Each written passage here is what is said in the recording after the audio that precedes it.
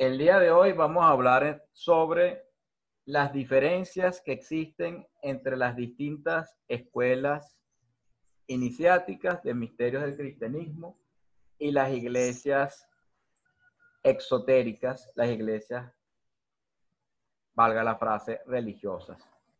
En este caso, más específicamente de la iglesia católica y la iglesia ortodoxa, en comparación con la vía inicial. Este material pretende introducirnos a una mejor comprensión del rito cristiano de San Andrés. Lo primero que hay que aclarar es que este material no contiene el ritual utilizado en nuestras reuniones ordinarias, en nuestras misiones, ni tampoco los sacramentos, los grados de realización espiritual como tal. Es importante entonces decir que la práctica del rito de San Andrés no está en contraposición con ninguna de las iglesias cristianas, ni católica, ni ortodoxa, ni protestante, sino todo lo contrario. Viene a complementar sus fallas y carencias teológicas, doctrinales y simbólico-rituales, en lo que respecta a su sentido más profundo, ontológico y metafísico. Por este motivo, el rito de San Andrés no se debe concebir nunca ni plantear jamás como una religión, ni antigua, ni originaria, ni mucho menos nueva, puesto que el rito de San Andrés no pretende tomar partido del lugar en el mundo que ya le corresponde a la Iglesia de Cristo, la cual respetamos profundamente y defenderemos con todo nuestro corazón, especialmente la Santa Iglesia Católica, la cual resguarda la sucesión apostólica desde San Pedro hasta nuestros días. Nuestra es la misión otra, y es justamente resguardar los misterios que se practicaban en el cristianismo primitivo, no desde el punto de vista social, cultural o moral, sino desde el punto de vista espiritual, psíquico y endotérico. En este sentido, se dice que los apóstoles de Jesucristo fueron profesando los evangelios en las distintas tierras y distintas lenguas, convergiendo sus enseñanzas, prácticas y símbolos rituales en la iglesia de Roma a lo largo de los siglos. Sin embargo, y a pesar del gran esfuerzo, no todo pudo sintetizarse en la iglesia romana, por el simple hecho histórico de que cuando se conformó la iglesia romana en manos de Constantino, ya éste obtuvo un sello exotérico religioso, negándose de esta manera cualquier posibilidad de conformación de una escuela de misterios iniciática, la cual, por cierto, sería más acorde con la naturaleza del cristianismo practicado en los primeros siglos, el cual poseía un profundo carácter iniciático. Recordemos que los primeros cristianos ya eran de religión judaica, por lo tanto no requerían suplantar su religiosidad, sino profundizar en su fe, su doctrina, su teología y su ontología. El rito de San Andrés logra rellenar este vacío histórico que la religiosidad exotérica dejó de un lado, no por mal, sino por la propia naturaleza de su alcance y concepción, sea esta la de la Iglesia católica, ortodoxa o protestante. Su simbolismo y sus rituales se remontan a los antiguos misterios cristianos con justas adaptaciones para nuestra época, circunstancia y contingencia, inspirada en la doctrina de San Andrés Apóstol, el Protocletos. El día de hoy vamos a hablar sobre las diferencias entre las iglesias exotéricas, la iglesia ortodoxa y la iglesia católica, principalmente, y los misterios del rito de San Andrés. En esta ocasión traeremos a colación las diferencias existentes entre la iglesia católica y la iglesia católica ortodoxa. ¿Y cuál es la postura de un iniciado en los misterios del cristianismo? En este caso, más particularmente, según el rito cristiano de San Andrés. Cabe destacar que no colocamos a las iglesias protestantes, primero, por considerarlas una secta en el seno de la iglesia católica. Y segundo, por ser exageradamente heterodoxa.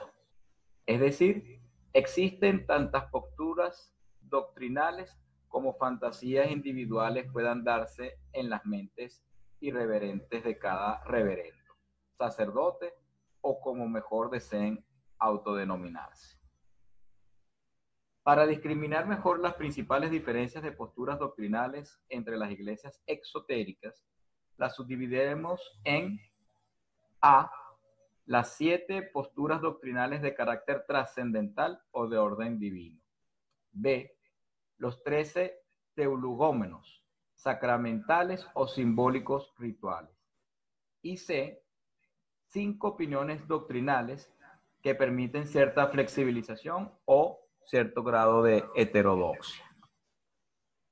Las 7 diferencias entre las posturas doctrinales.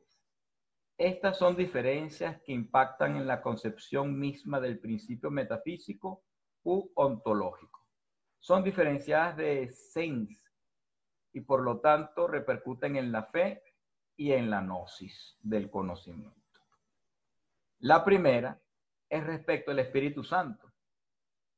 Para la Iglesia Ortodoxa, el Espíritu Santo solo proviene del Padre, mientras que para la Iglesia Católica, el Espíritu Santo proviene tanto del Padre como del Hijo.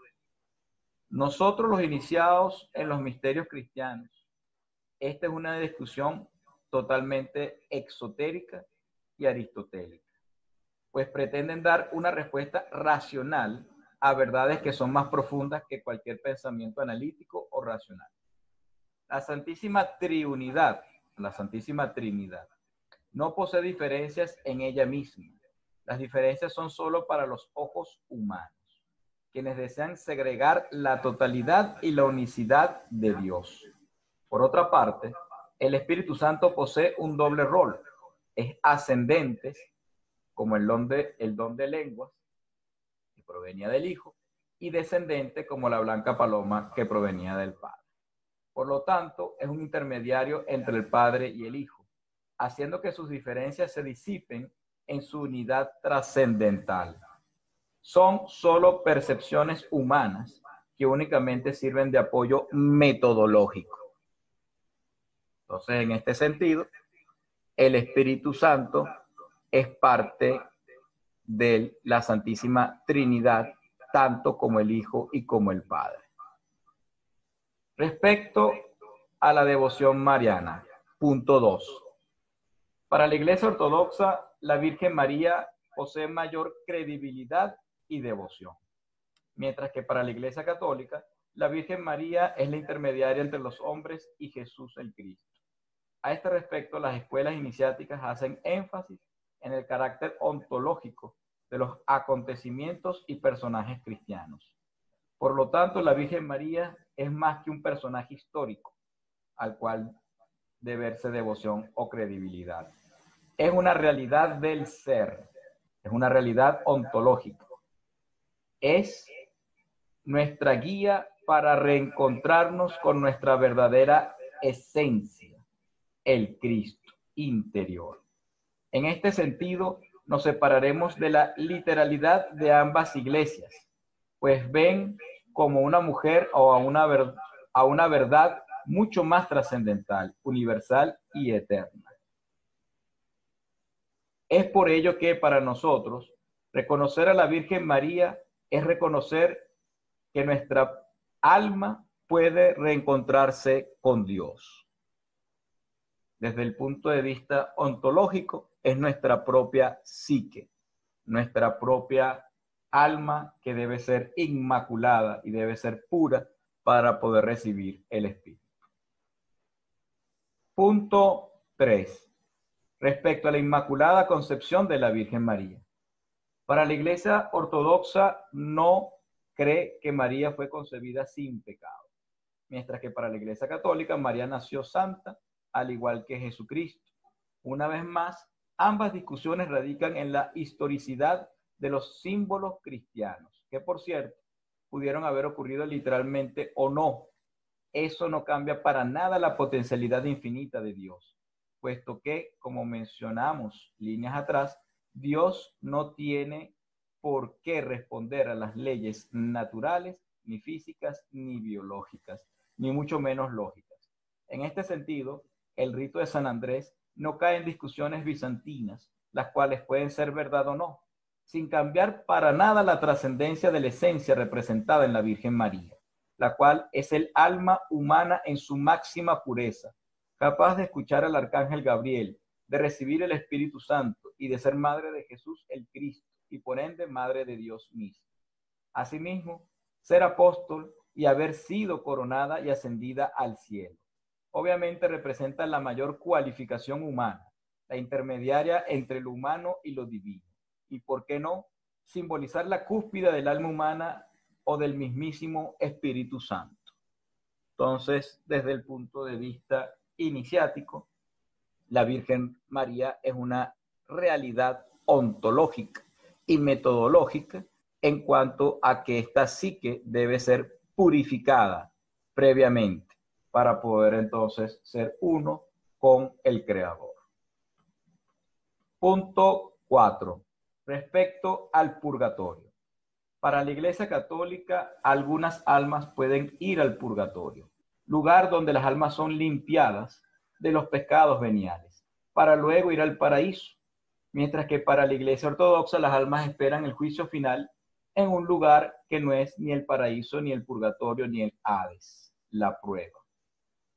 Lo primero que debe aclararse desde el punto de vista de las escuelas de misterios es lo que ocurre en los estados póstumos del ser.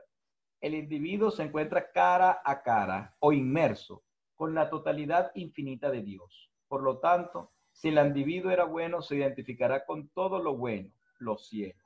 Pero si el individuo era malo, éste se identificará con todo lo malo, los infiernos. Asimismo, si no era ni bueno ni malo, igualmente se identificará con todo aquello que le sea conocido en la vida, lo que denominaríamos el purgatorio. Desde cierto punto de vista, cada quien se crea su propio cielo, su propio infierno, igualmente su propio purgatorio. Sin embargo, la individualidad de cada ser no termina con las limitaciones del cuerpo físico, por lo que este también estará emparentado con otros seres, principios, valores y todo aquello que haya sacralizado. Al final, todos seremos juzgados por el altar de nuestra propia conciencia. Es nuestra conciencia quien mejor nos conoce y sabe si pudimos haber dado más o no. Las justificaciones no tendrán sentido alguno, pues nosotros, en el fondo de nuestros corazones, sabemos que fue bueno y que fue malo. Insistimos, no existe el tiempo en los estados póstumos del ser. Por lo tanto, el juicio final es atemporal. Y además, ¿qué mejor manera de representar a Dios que por su mejor definición? Conciencia pura. Yo soy el que soy. Entonces, es verdad. Seremos juzgados por nuestra conciencia pura y este borrará u olvidará todo aquello que recuerde, le sea penoso o sea malo, en el mar del olvido, el mar de fuego. Entonces, de manera breve, nosotros en los estados póstumos del ser nos encontramos con la infinitud de Dios, pero solamente podremos comprender lo que ya nosotros conocíamos previamente y lo que nosotros de alguna manera dedicamos nuestro corazón, nuestros pensamientos, nuestras energías, nuestro tiempo, nuestra atención en vida. Por lo tanto, ante ese gran mar, océano infinito de posibilidades, solamente podemos identificarnos con lo que previamente ya traíamos. Por lo tanto, el bueno verá lo bueno, el malo verá lo malo, y el que no se identifica con ninguno se quedará perdido en distintas posibilidades indiferentes o indiferenciadas. Entonces, en este sentido, y como no existe el tiempo, la explicación del cielo, el infierno o el purgatorio dependerá entonces en mayor o menor medida de la vinculación que el individuo posea a una determinada forma o grupo social o egregor al cual él pertenece. Respecto al pecado original, punto 5. Para la Iglesia Ortodoxa, todo hombre que nace hereda el pecado de Adán y Eva, y por tal razón se condena con pecado a todos los nacidos. Mientras que para la Iglesia Ortodoxa, disculpen la anterior a la Iglesia Católica, no existe el pecado original, sino el pecado ancestral. el cual inclina al hombre a alejarse de Dios. El esoterismo cristiano se identifica parcialmente con la Iglesia ortodoxa, pues no considera la herencia del pecado original. Sin embargo, más que un pecado ancestral, es una incomprensión o ignorancia de la verdad universal de Dios. Y esta es atemporal, incluso más arraigado en los hombres maduros que en los infantes inocentes, y la inclinación, entre comillas, hacia el mal, es de naturaleza ajena a la verdadera esencia del hombre, la cual es buena, entre comillas, en su fondo o en su esencia. El esoterismo tampoco habla del bien o del mal, sino más bien de la verdad y la ignorancia, del ego versus la conciencia. Finalmente, el ego tiene también su lugar en el mundo, no es un error en sí mismo. El error del ego radica en no reconocer sus límites. Entonces aquí la principal diferencia de la visión esotérica es que no se plantea un pecado como algo maligno per se, sino que se habla de la ignorancia. Y con respecto a la ignorancia de la totalidad una del ser de Dios, es que entonces el hombre se aleja y cae ensimismado en el ego, en la individualidad, en el amor propio, considerándose entonces un demiurgo de su propia existencia y considerándose a sí mismo autosuficiente. De aquí parte el problema o el pecado o la ignorancia del hombre. Y esta es una ignorancia que muy bien puede solventarse cuando nosotros precisamente nos adentramos en este camino de unicidad, de misterios, de amor. Punto 6, respecto al pecado de la blasfemia. Para la Iglesia Católica, insultar a Dios es un terrible pecado, mientras que para la Iglesia Ortodoxa es imposible ofenderlo, pues Dios no puede sentirse ofendido.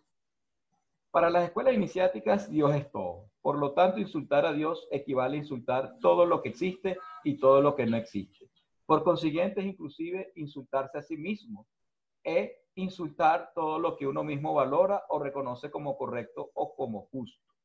En este sentido, se crea una paradoja, pues cuando se insulta algo es porque se considera que ese algo rompe con el sentido de justicia que uno mismo ha creado según determinados principios y valores. En fin, Dios no puede ser delimitado, por lo tanto, tampoco puede ser insultado. En este sentido, dada la infinitud del ser, es simplemente una mera percepción individual lo que ofende de alguna manera a esa totalidad y unicidad infinita del ser. Por lo tanto, no puede ser realmente insultado. Dios, no existe palabra que lo pueda abarcar, ni insulto que lo pueda ofender. Respecto a la gracia de Dios, punto número 7. Para la Iglesia Católica, la gracia de Dios es otorgada por Dios para los hombres, mientras que para la Iglesia Ortodoxa, este es un atributo místico. Para el rito de San Andrés, las virtudes más elevadas de un hombre, ángeles o arcángeles, son al mismo tiempo atributos divinos, especialmente la misericordia y la justicia, las cuales te pueden santificar e incluso fundir en la totalidad de Dios cuando el ego se somete. Todo hombre es una posibilidad de Dios, pero está dormido. Solo resta despertar para ser uno en Dios, vale decir, cumplir con la misión sagrada. Por lo tanto, toda gracia es de Dios en cuanto que Dios es todo, pero también es una ventana entre lo humano y lo divino, en donde desde cierta perspectiva es un atributo místico, de abajo hacia arriba, y desde otra perspectiva es una gracia divina, de arriba hacia abajo. Pero la realidad es que no existen arriba ni abajo en Dios, solo en el hombre. Y quien va en crecimiento espiritual, aumentado sus grados de conciencia, de abajo hacia arriba, sentirá que pudo exigirle a Dios que detuviera el sol y la luna. Pero la gran pregunta es, ¿quién realmente mandó a quién? Entonces, desde esta percepción, es simplemente el hombre quien ve estas limitantes y estas diferencias entre la gracia, entre lo ascendente, entre los descendentes y entre Dios. Realmente para Dios esto no es ningún problema.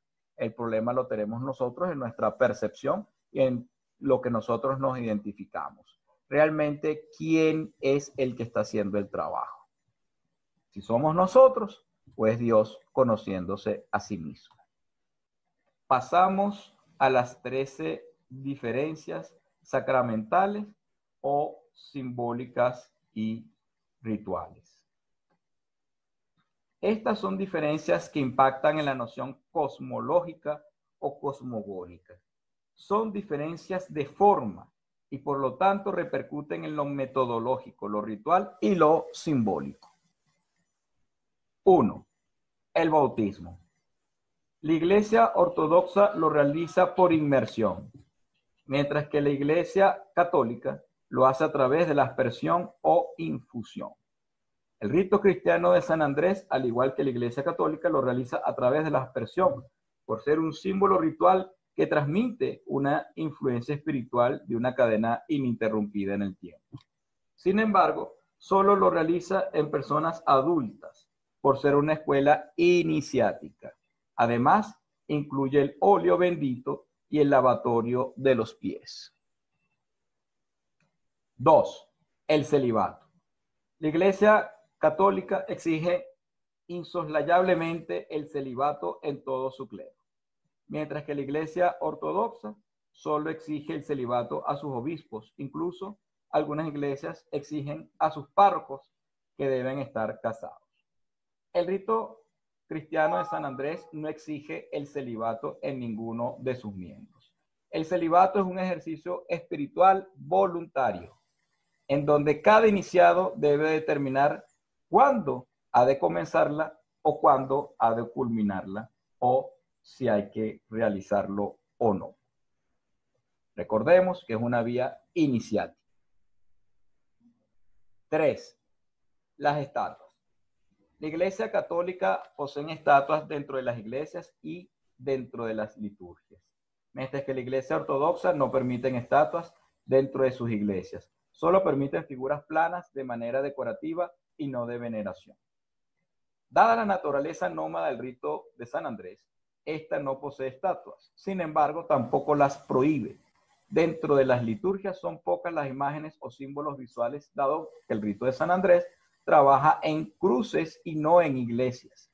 Pero la verdadera discusión no es si el rito de San Andrés usa estatuas o no, sino comprender la diferencia entre el símbolo y lo simbolizado. Por ello, los iniciados no veneran objetos exteriores, sino que lo buscan dentro de sí, todo lo simbolizado. En pocas palabras, tanto las estatuas como las imágenes son atributos que se encuentran dentro de nosotros mismos. Simplemente son representados exteriormente a suerte de memoria para que nosotros recordemos y busquemos dentro de nosotros estas verdades de orden trascendental. Obviamente no hay que confundir el símbolo con lo simbolizado. 4. La sucesión apostólica. La Iglesia Católica plantea que San Pedro, la roca, es la base y fundamento de la Iglesia, siendo este el primer papa. Luego, los siguientes papas han continuado con la cadena de San Pedro en lo que se ha denominado la sucesión apostólica, mientras que la Iglesia Ortodoxa se edifica en Cristo y por lo tanto no acepta la sucesión apostólica. El rito de San Andrés reconoce la Iglesia de Pedro y por lo tanto su sucesión apostólica. Sin embargo, también reconoce las demás apostolados de los 11 apóstoles de Cristo, que crearon iglesias sedentarias y cruces nómadas, derivándose las iglesias como exotéricas y las cruces como esotéricas. En este sentido, no tiene ningún conflicto de intereses, pues un mismo individuo puede pertenecer a la iglesia de San Pedro y al mismo tiempo cargar con la cruz de San Andrés. Cabe destacar que San Andrés y San Pedro fueron hermanos. Para nosotros, esta discusión es la misma discusión entre el exoterismo con X y el esoterismo con S. Quien puede lo más, puede lo menos. Para nosotros no tiene por qué haber ningún tipo de choque entre la Iglesia Católica y el rito cristiano de San Andrés. Porque el rito cristiano de San Andrés es como que yo diga los estudios universitarios y la Iglesia Católica es como que yo diga bachillerato. Un profesor de la universidad no tiene nada que ponerse a pelear con un profesor del bachillerato. Cada quien se encuentra en un orden de realidad y de comprensión para un universo de individuos determinado. Por lo tanto, no están en competencia, están en colaboración y en cooperación mutua. En este sentido, insistimos el símbolo, ambos eran hermanos, incluso de sangre. La unidad de la Iglesia. La Iglesia Católica plantea la unidad de la Iglesia en el Papa, un solo jefe, mientras que la Iglesia Ortodoxa plantea la unidad en Cristo y comparte el liderazgo entre los patriarcas, siendo estas autocéfalas. El rito de San Andrés responde a una estructura básica, prácticamente familiar, en cruces núcleos de 14 miembros aproximadamente. Por lo tanto, no posee una estructura jerárquica más que la del diácono en sus misiones, que son las reuniones ordinarias, y del sacerdote, pero no como director de la misa o de la misión, sino con un grado de realización espiritual e individual. Cabe destacar que en la época de Jesús solo existían diáconos, además de los apóstoles. Por ello, el rito de San Andrés respeta la autoridad de la Iglesia Católica, a pesar de no pertenecer directamente a su estructura jerárquica. Pues las cruces no son jerárquicas ni autocéfalas, sino un grado de realización espiritual y una misión que radica en una función sagrada. Una vez más, nosotros reconocemos el rol histórico y el rol, precisamente, valga la frase, católico de la Iglesia Católica. Nosotros reconocemos su rol universal y del ser la institución encargada de salvar las almas de los millones de individuos que se encuentran sobre la faz de la tierra. Al rito cristiano de San Andrés, su función, su misión y su objeto de estudio es el crecimiento espiritual, es la liberación, a diferencia de la salvación, es la unificación del individuo con el ser uno. Por lo tanto, no se encuentra en ningún tipo de choque o de controversia. Al contrario, es el fundamento, el piso necesario para que los individuos puedan entonces seguir creciendo espiritualmente, aquellos que hayan sido llamados. Punto 6. El matrimonio. Para la Iglesia Católica el matrimonio es de por vida y queda prohibido el divorcio, mientras que para la Iglesia Ortodoxa se puede permitir el divorcio en ciertos casos. Aquí también el rito de San Andrés identifica el matrimonio como un sacramento que operativiza un grado de realización espiritual. Por lo tanto, no puede existir el divorcio en cuanto a que un iniciado no puede perder ni romper las consagraciones espirituales realizadas. Sin embargo, sí reconoce que un hombre y una mujer pueden estar separados físicamente, pero no lo pueden estar espiritualmente, pues lo que Dios une, el hombre no lo puede separar. En este sentido, entendemos perfectamente el matrimonio desde el punto de vista exotérico, desde el punto de vista religioso, y como dice precisamente la Biblia, lo que une Dios, el hombre no lo puede separar, pese a que puedan existir separaciones físicas, mas no espirituales. En este sentido, insistimos, para el rito de San Andrés, el matrimonio es un grado de realización espiritual de cada quien, y eso no puede tampoco romperse de ninguna manera. Punto 7. La infalibilidad. Para la Iglesia Católica, solo el Papa posee la infalibilidad. Incluso puede otorgar indulgencias. Mientras que para la Iglesia Ortodoxa reconoce la infalibilidad en los concilios ecuménicos de carácter democrático. El rito de San Andrés, una vez más, aclara que la infalibilidad no le pertenece a ningún hombre ni tampoco a ningún grupo de hombres per se. La infalibilidad le pertenece a la verdad misma. Por lo tanto, solo aquel hombre o grupo de hombres que comulguen con la verdad podrán gozar de la infalibilidad, mientras estos representen esa verdad. Sin embargo, pueden perder la infalibilidad al instante siguiente, cuando dejen de representar la verdad. Solo Dios representa la verdad eternamente. Los hombres rozamos con ella ocasionalmente. Y nuestro trabajo interior es tratar de ampliar estos espacios y estos tiempos en nuestro ser.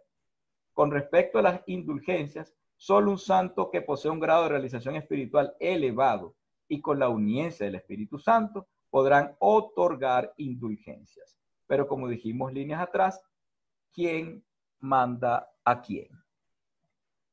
Entonces, aquí, brevemente, recordamos que la infalibilidad es de la verdad misma. Solo aquel ser que se conecte con la verdad y hable a través de la verdad será infalible. Pero en el momento en que este ser deje de hablar de la verdad y hable desde su ego, desde su individualidad, en este momento dejará de ser infalible. 8. La señal de la cruz. La Iglesia Católica se persigna de izquierda a derecha, mientras que la Iglesia Ortodoxa se persigna de derecha a izquierda. Para el esoterismo cristiano, ambos tienen parte de la verdad. El punto es que el iniciado se persigna de derecha a izquierda, como la Iglesia Ortodoxa, cuando uno se desea abrir, y luego se persigna de izquierda a derecha, como la Iglesia Católica, cuando uno se desea cerrar. Es importante cerrarse después de culminar cualquier trabajo ritual. Entonces, en este sentido, ambos representan dos caras de una misma moneda. Es un trabajo operativo en el cual el individuo está buscando conectarse con su verdadero ser. Por lo tanto, la apertura es la persignación de la Iglesia Ortodoxa, mientras que el cierre es la persignación de la Iglesia Católica. Cada una se quedó con una porción de la verdad. 9. La confesión. La Iglesia Católica se confiesa en privado, mientras que los hermanos de la Iglesia Ortodoxa se confiesan frente al atril con el Evangelio y el crucifijo a cierta distancia de los feligreses. Para el rito de San Andrés, la confesión se realiza ante el altar de tu propia conciencia, en privado, frente a tu peor juez y teniendo a Dios como testigo. Aquí no revelaremos mayores detalles por ser precisamente un símbolo del rito cristiano de San Andrés, el tema de la confesión, cómo se realiza. Pero sí podemos decir que es totalmente privado. 10. La comunión. La Iglesia Ortodoxa la realiza desde que son infantes, mientras que la Iglesia Católica la realiza desde a partir de los 7 u 8 años. En el rito de San Andrés, el ser una escuela, al ser una escuela iniciática de misterios cristianos, exige la adultez como condición sine qua non, pues debe ser la clara conciencia y la voluntad de cada iniciado la que determine la comunión con Cristo. Una vez más, para nosotros el rito de San Andrés, la comunión es un grado de realización espiritual que se debe alcanzar y que se debe comprender dentro de cada uno. Es el pacto de la alianza eterna entre Dios y los hombres y su pueblo, nuestro pueblo. Por lo tanto, no es algo que se haga a la ligera, sino que es algo que se hace con conciencia. 11. La Cuaresma. Para la Iglesia Católica, la Cuaresma inicia después del Miércoles Santo, mientras que para la Iglesia Ortodoxa, la Cuaresma inicia después del Lunes Limpio.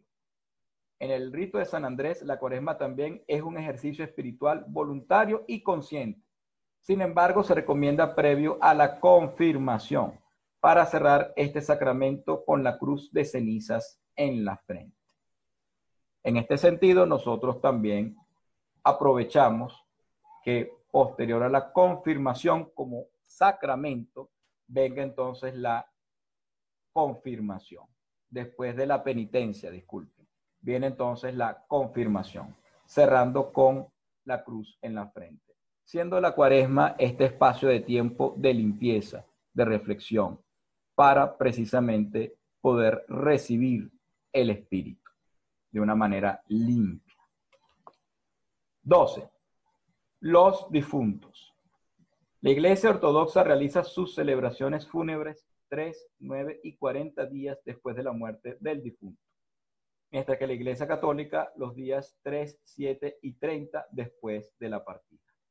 En este escenario, el esoterismo cristiano concuerda con las fechas establecidas por la Iglesia Ortodoxa, haciendo la salvedad de que esta liturgia solo la pueden realizar ciertos iniciados que posean las herramientas y consagraciones determinadas, con la anuencia del Espíritu Santo, y que las fechas no estén escritas en piedra. Y muy bien el Espíritu Santo nos puede guiar a establecer otros cronogramas. También, obviamente, en la propia fecha del fallecimiento se tienen que hacer los actos rituales pertinentes para guiar el alma de este ser, de este individuo, cabalmente para los estados póstumos del ser. Entonces aquí, una vez más, el iniciado tiene que tener cierto grado de comprensión y de realización espiritual para poder guiar cabalmente estas almas. 13. Los sacramentos. La Iglesia Católica solo reconoce 7 sacramentos, mientras que la Iglesia Ortodoxa reconoce los 7 sacramentos e identifica otras consagraciones y fechas litúrgicas como sacramentos. Para el rito de San Andrés, este es un punto central clave, puesto que al igual que la Iglesia Católica, solo reconoce 7 sacramentos como ritos extraordinarios de avance espiritual. Sin embargo, el orden de la liturgia varía considerablemente, a saber, se tiene 1. Bautizo. 2. Penitencia. 3. Confirmación. 4. Matrimonio. 5. Ordenación sacerdotal. 6. Unción de los enfermos. Y 7. Eucaristía. Esto lo hemos visto en otros videos que hemos colgado en este mismo espacio. Podríamos decir que esta diferencia es la que separa el exoterismo religioso del esoterismo iniciático en cuanto a forma y estructura. Cabe destacar que el iniciado puede vivenciar los 7 sacramentos en su totalidad, sin que ninguno sea excluyente. Juntos conforman un todo que abarca desde los misterios menores hasta los misterios mayores. Pero hemos tenido otros espacios para ahondar mejor en la explicación de cada sacramento según el rito cristiano de San Andrés. Recomendamos entonces ver estos videos. Finalizamos con las 5 diferencias entre las opiniones doctrinales. Estas son diferencias que impactan en lo circunstancial y en lo contingente. Son diferencias de espacio y de tiempo. Por lo tanto, repercuten en lo particular y en lo moral. 1. Sobre la barba. Según la Iglesia Católica, el clero no debe usar barba, mientras que según la Iglesia Ortodoxa, el clero debe usar barba. Desde el punto de vista iniciático, la barba representa un grado de madurez espiritual. Sin embargo, los iniciados no son hombres que deben parecer, sino más bien ser. Por lo tanto, poco importa la barba o no. Lo que importa es actuar y vivir en concordancia con la madurez espiritual que cada iniciado ha decidido encaminar. 2.